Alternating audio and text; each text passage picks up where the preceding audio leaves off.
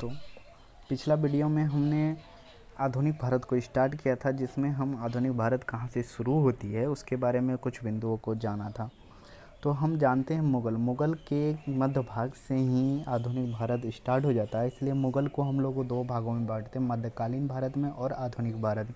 मध्यकालीन भारत की बात करें तो उसमें बाबर, हुमायूं, अकबर, जहांगीर, शाहजहां और औरंगज़ेब को हम लोग पढ़ते हैं। 1707 ईस्वी में औरंगज़ेब की जब मृत्यु हो जाती है, वहाँ से हम लोग आधुनिक भारत की शुरुआत करते हैं, जिसमें बहादुर शाह प्रथम से स्टार्ट माना जाता है। इसमें कुल 12 राजाओं को हम लोग पढ़ते हैं। 1707 ईस्वी से 1712 ईस्वी तक बहादुर शाह प्रथम का कार्यकाल माना गया है।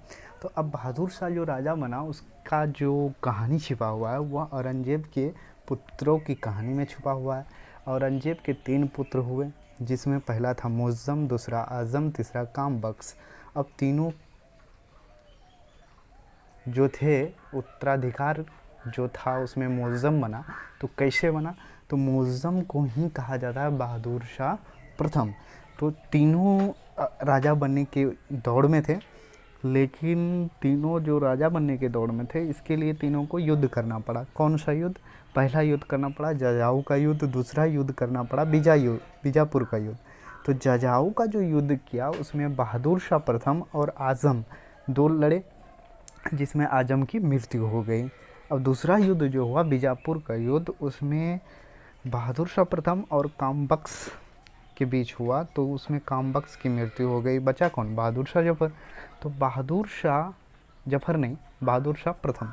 तो बहादुर शाह प्रथम जो है वह राजा बना। तो बहादुर शाह प्रथम है, जफर नहीं है, ये याद रखना। जफर दूसरा है जो लास्ट में आता है। तो अब बहादुर शाह प्रथम के बारे में जानते हैं। बहादुर शाह प्रथम के 4 पुत्र हुए, जहांदार शाह, अजीम उस शान और रफ़ी उस शान और जहान शाह। तो अब इसकी नीति के बारे में जानते हैं। बहादुर शाह की क्या नीति थी? बहादुर शाह की नीति थी मैत्रीपूर्ण स्वभाव, जिसमें बंदा बहादुर जो सिख से संबंध रखता है उससे मैत्रीपूर्ण संबंध रखा। शाहू से मैत्रीपूर्ण संबंध रखा, शाहू को निकाल दिया। शाहू मराठा वंश से संबंध रखता है। तो इसमें बहादुर शाह प्रथम का जो पुत्र है वे 4 पुत्र हुए, जहांदार शाह, अजीम उस शान, रफ़ी उस शान, जहान शाह। तो अब इन्हीं लोगों के जो पुत्र होंगे, दादा होंगे, ये लोग दादा बनेंगे बहादुर शाह जफर, उन पोता उसका बेटा, इसका बेटा, इसी सब से क्या होगा कि 12 राजा बनेंगे। तो 12 राजा की जो कहानी है यही 4 पुत्रों में अब समा जाएगी। याद रखना है कि बहादुर शाह प्रथम को लगा के 12 राजा को पढ़ेंगे हम। किस में? मध्यकालीन भारत में नहीं पढ़ेंगे हम लोग, आधुनिक काल में, आधुनिक भारत में। तो इसीलिए कहा जाता है कि मुग़ल काल को 2 भाग में बांट दिया जाता है। तो जो आधुनिक भारत में पड़ता है उसको प्रवर्ती राजा भी बोलते हैं। अब जहांदार शाह की बात करते हैं। तो जहांदार शाह आलमगीर द्वितीय का पुत्र था, और यह कैसा राजा था? कमज़ोर राजा था। कैसा राजा था? कमज़ोर राजा था। और यह राजा कैसे बना? किसकी मदद से बना? जुल्फ़िकार खां के मदद से बना। और जुल्फ़िकार खां कौन था? उसका वज़ीर बना बाद में। तो सारा काम कौन देखता था? जुल्फ़िकार खां देखता था। इसके बाद राजा बना कौन? फ़रुखसियर बना। फ़रुखसियर जो है अजीम उस शान का बेटा था, और इसका फ़रुखसियर का कार्यकाल बोले तो 1713 ईस्वी से 1719 ईस्वी था। अब फ़रुखसियर जो राजा बना, किसके सहयोग से राजा बना? वह सैयद बंधु के सहयोग से बना। सैयद बंधु अब्दुल और हुसैन 2 भाई था, तो उससे सहयोग से बना, और इसको किंग मेकर भी कहा जाता है सैयद बंधु को। अब हम लोग बात करते हैं मोहम्मद शाह रंगीला का। मोहम्मद शाह रंगीला का बाप कौन था या पिता कौन था? जहान शाह था। और इसके कार्यकाल की बात करें तो 1719 से 1748 हुआ। इसका नाम जो था वह रोशन अख्तर था। राजा बनने के बाद इसका नाम पड़ गया मोहम्मद शाह रंगीला। और इसका वज़ीर कौन था? यह किसके सहयोग से बना? निज़ामुल उल मुल्क। ठीक है, जो कि बाद में हैदराबाद में अपना स्वतंत्र राज्य स्थापित कर लिया। और एक इम्पॉर्टेंट क्वेश्चन है जो एग्ज़ाम के लिए बहुत इंपॉर्टेंट है, 1739 ईस्वी को इसी के समय, किसके, मोहम्मद शाह रंगीला के समय ही नादिर शाह ने भारत पर आक्रमण किया था। सोमनाथ मंदिर वाला तो कहानी याद है होगा ही सबको। तो अब इसके बाद जो राजा बना हुआ था अहमद शाह। अहमद शाह के कार्यकाल की बात करते हैं तो 1748 से 1754 है।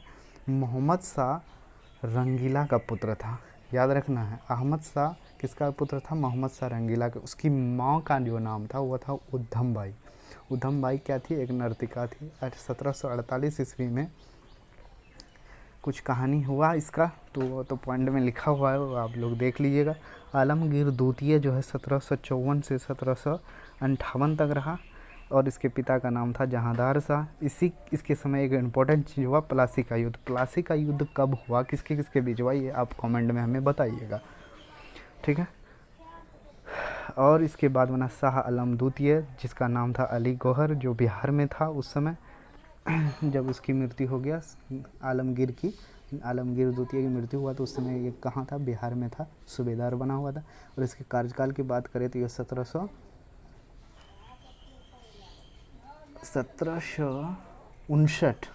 से 1806 ईस्वी का पानीपत का तृतीय युद्ध जो हुआ इसी के समय हुआ था। किसके किसके बीच हुआ और कब हुआ ये आप कमेंट में बताइएगा, बाद में तो हम बताएंगे ही। बक्सर का युद्ध हुआ था 1764 ईस्वी में, कि किसके किसके बीच हुआ ये भी कमेंट कीजिएगा।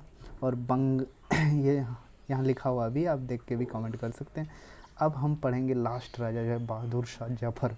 बहादुर शाह जफ़र की बात करते हैं। इम्पोर्टेंट राजा को हम लोगों ने यहाँ पर पढ़ा है, जो कम इम्पोर्टेंट है उसको छोड़ दिया गया है, जिससे क्वेश्चन आते हैं उसके बारे में हम लोग जाने हैं इस वीडियो में। तो बाद में होगा तो जो छूट गया है राजा उसकी भी वीडियो आ जाएगी। तो हम बात करते हैं बहादुर शाह जफ़र की। 1700 इसकी कार्यकाल की बात करें तो 1837 से 1857 यह लास्ट राजा था मुग़ल का। यह किसका पुत्र था? अकबर द्वितीय का पुत्र था। इससे पहले अकबर द्वितीय राजा था, इसके बारे में हम लोगों ने नहीं पढ़ा है, उतनी इम्पोर्टेंट नहीं है। तो बहादुर शाह द्वितीय के नाम से जो है वही जफ़र है। जफ़र क्यों कहा जाता था? क्योंकि यह जफ़र के नाम से कविता लिखा करता था। अंतिम मुग़ल राजा था। 1857 का विद्रोह इसी के समय हुआ था और अंग्रेज़ों ने क्या किया था, इसको 1862 ईस्वी में रंगून भेज दिया था जेल में, और वहाँ रंगून में ही इसकी मृत्यु हो गई। तो मुग़ल काल की जो बात करें तो वह पूर्ण रूप से इस राजा की मृत्यु के बाद समाप्त हो गया, उस पर ईस्ट इंडिया हावी हो गई। और विक्टोरिया जो थी ब्रिटेन की रानी, जो कि ईस्ट इंडिया को 1858 के बाद अपने हाथ में ले ली थी, उसका शासन तब यहाँ मुग़ल साम्राज्य पे चलने लगा। और यह मुग़ल साम्राज्य कब ख़त्म हो गया पूरा, राजा उसके बाद नहीं बना। 1 नवंबर 1858 को, चूँकि बहादुर शाह जफ़र का 2 बेटा था, उसके सामने ही मार दिया गया, उसका वंश समाप्त हो गया और पूरा राज्य किसके अंदर चले गया? ईस्ट इंडिया कंपनी के अंदर चले गया। तो इस वीडियो को आप सब्सक्राइब करें, लाइक करें, कमेंट करें, अच्छा लगे तो शेयर करें, ताकि इससे वीडियो बनाने में हमें ऊर्जा मिले और आप लोगों को अच्छा से अच्छा मटेरियल प्रोवाइड किया जाए। और एग्ज़ाम में जो क्वेश्चन आते हैं इसको पढ़ने के बाद उस क्वेश्चन को भी हम डाला करेंगे इस जो कि आपके इस पढ़ाई से उस क्वेश्चन का हल बनेगा। तो लास्ट में हम लोग अब पॉइंट वाइज जान जाते हैं कि मुग़ल साम्राज्य के पतन के क्या कारण थे। पहला कारण था औरंगज़ेब की गलत नीति, औरंगज़ेब की रूढ़वादी नीति थी। और दूसरा कारण था कि औरंगज़ेब के बाद जो उत्तराधिकारी हुआ वो क्या हुआ? कमज़ोर हुआ। और तीसरा कारण क्या था? उत्तराधिकारी जो थी उसके बीच में युद्ध होते रहा। और चौथा कारण क्या हुआ कि विदेशी आक्रमण ज़्यादा होने लगे और क्या हुआ, गुट का निर्माण होने लगा दरबार में, ईस्ट इंडिया कंपनी का आगमन हो गया। ऐसे ढेर सारे कारण हैं। तो यहाँ तक हम